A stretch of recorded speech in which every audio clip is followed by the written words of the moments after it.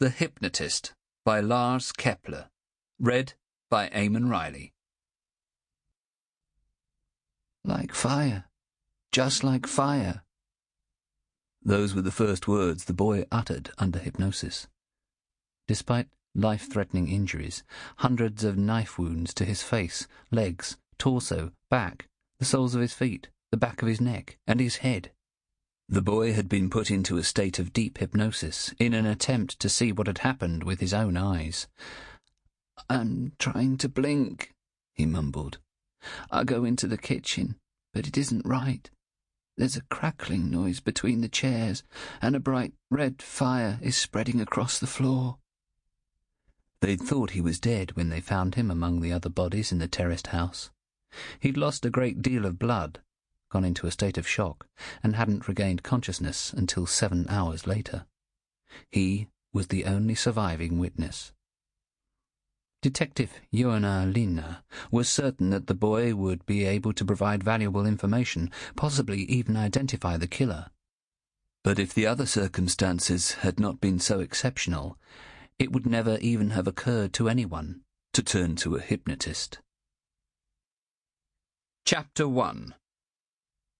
Tuesday, December 8th, early morning. Erik Maria Bark is yanked reluctantly from his dream when the telephone rings. Before he is fully awake, he hears himself say with a smile, "Balloons and streamers." His heart is pounding from the sudden awakening. Erik has no idea what he meant by these words. The dream is completely gone, as if he had never had it. He fumbles to find the ringing phone, creeping out of the bedroom with it, and closing the door behind him to avoid waking Simone. A detective named Joona Linna asks if he is sufficiently awake to absorb important information. His thoughts are still tumbling down into the dark, empty space after his dream as he listens. "I've heard you're very skilled in the treatment of acute trauma," says Linna. "Yes," says Erik. He swallows a painkiller as he listens. The detective explains that he needs to question a 15-year-old boy who has witnessed a double murder and been seriously injured himself. During the night, he was moved from the neurological unit in Huddinge to the neurosurgical unit at Karolinska University Hospital in Solna. "What's his condition?" Erik asks. The detective rapidly summarizes the patient's status, concluding, "He hasn't been stabilized. He's in circulatory shock and unconscious." "And who's the doctor in charge?" asks Erik. "Daniela Richards. She's extremely capable. I'm sure she can—" "She was the one who asked me to call you. She needs your help. It's urgent."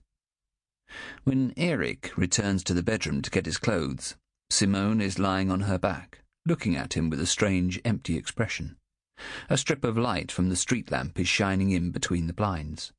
"I didn't mean to wake you," he says softly. "Who was that?" she asks. "Police, detective. I didn't catch his name." "What's it about?" "I have to go to the hospital," he replies. "They need some help with a boy."